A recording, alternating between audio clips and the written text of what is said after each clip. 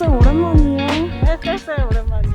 네, 저희가 이런 상상을 해보면 좋을 것 같아요. 만약에 통일이 되어서 부산역에서 기차를 타고 출발을 해서 저희가 유럽까지 수학여행으로 나갈 수 있는 그런 날이 오지 않을까 생각을 한번 해봐요. 그러면 너무 좋을 것 같은데. 그게 가능할까요?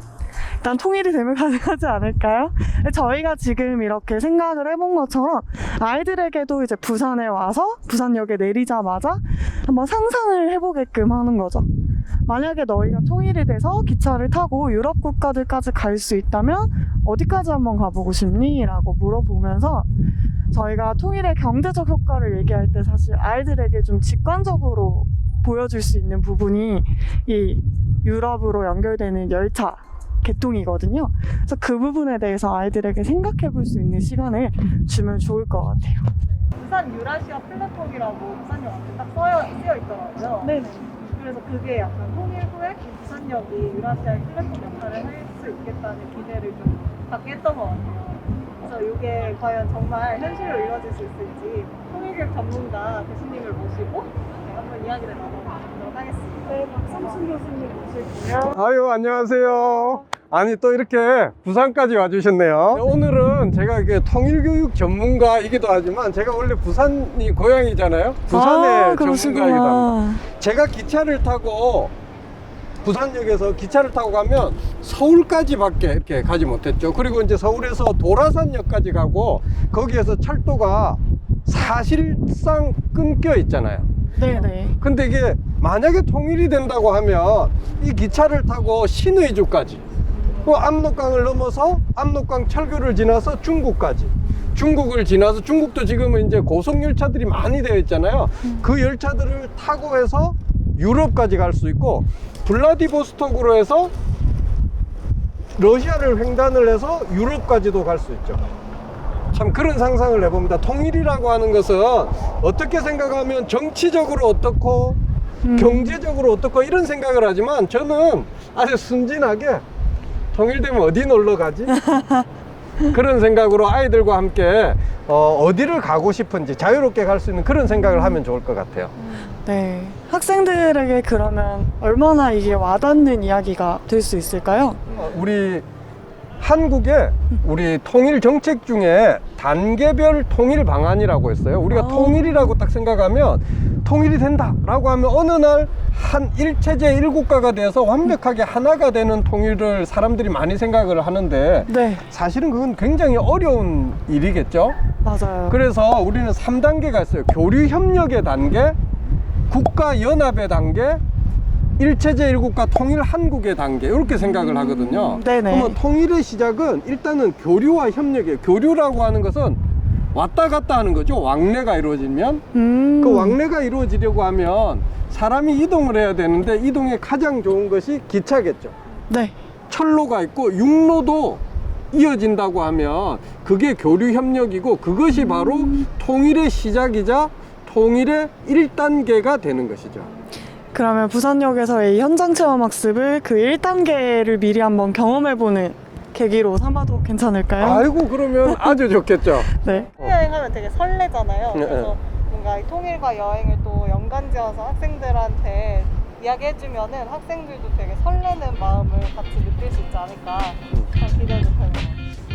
우리 구호 한번 할까요? 네. 부산에서 평양지나 런던까지.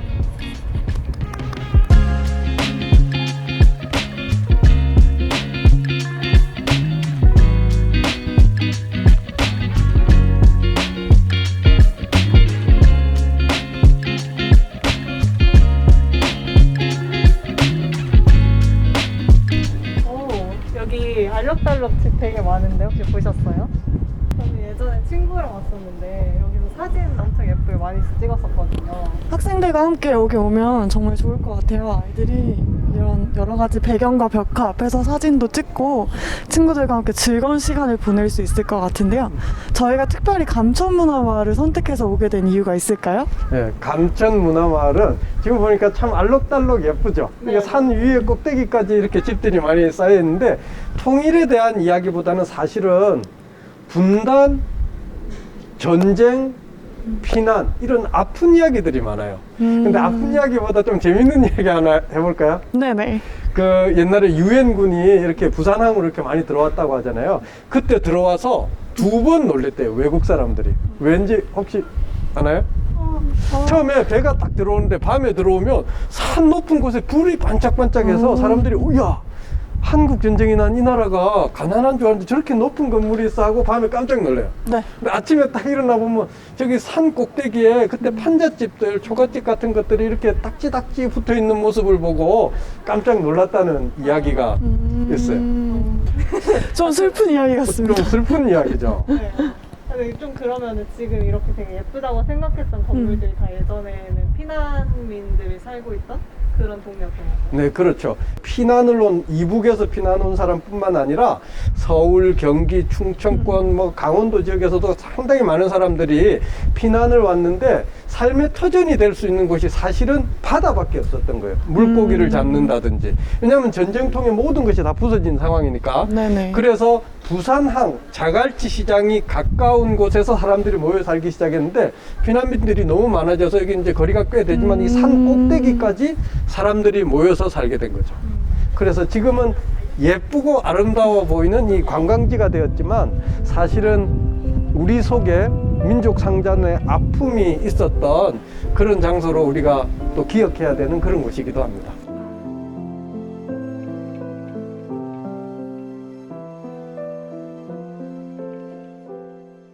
그리고 아까 찍은 사진인데 짱 예쁘게 나왔다.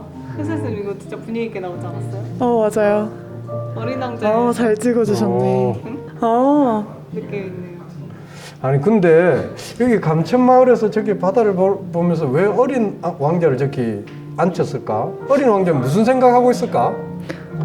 북쪽을 보고 있나? 어린 왕자가 원래 또 원작에서 불시착을 하잖아요. 그래서 뭔가 이제부터 어떻게 살아가야 하는 막막한 마음을 그것도 말된다. 좀 약간 어떻게 살아가지? 어린 왕자가 감천마을에 불시착한 거죠. 앞으로 어떻게 살아야 되나? 자기가 어떤 별을 그리워하는 마음 이렇게 하늘을 보고 있을 수도 있고 맞네. 고향을 그리워하는 그리워하지. 맞아. 저는 이 감천문화마을 돌아보니까 아이들에게 굉장히 뭔가 많은 시간을 여기서 좀 줄 수 있을 것 같아서 감천문화마을배 100일장을 좀 열어보면 어떨까라는 생각을 했거든요. 그래서 글감을 어린 왕자의 상상, 그 다음에 통일로 한번 2가지로 제시를 해주면 좀 잘 뭔가 아이들이 창의적인 글을 써내려 갈 수 있지 않을까요? 감천마을에서 감수성을 그렇죠. 그리고 통일 감수성을 네. 높일 수 있는 하나의 방법이 맞습니다. 되겠네요. 이 어린 왕자라는 예쁜 작품, 예쁜 감천마을에서 다 통일에 대해서 한번 생각해보고 글을 써보면 어떨까.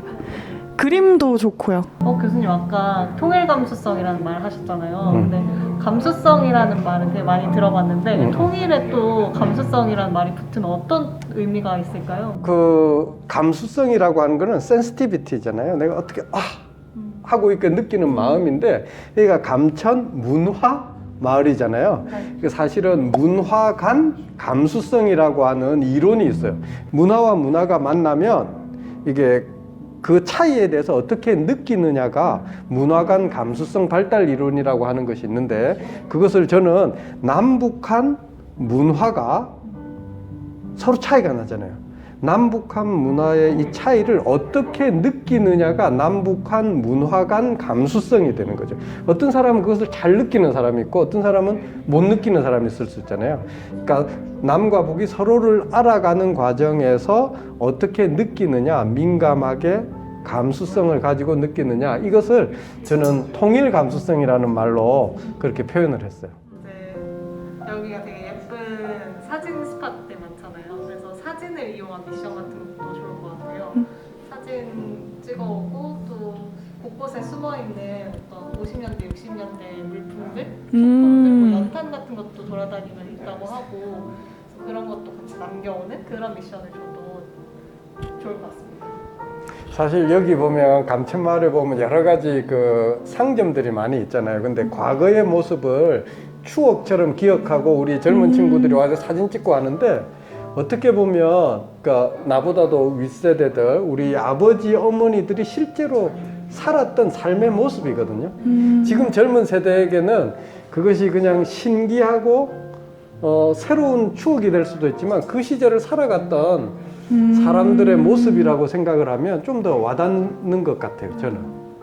뭐 그런 것도 사진 찍고 미션하고 이런 것도 또 글로 표현해도 되지 않을까? 뭐 이런 생각, 여러 가지 다양한 활동이 가능할 것도 같아요. 네, 한번 짜보도록 하겠습니다. 네.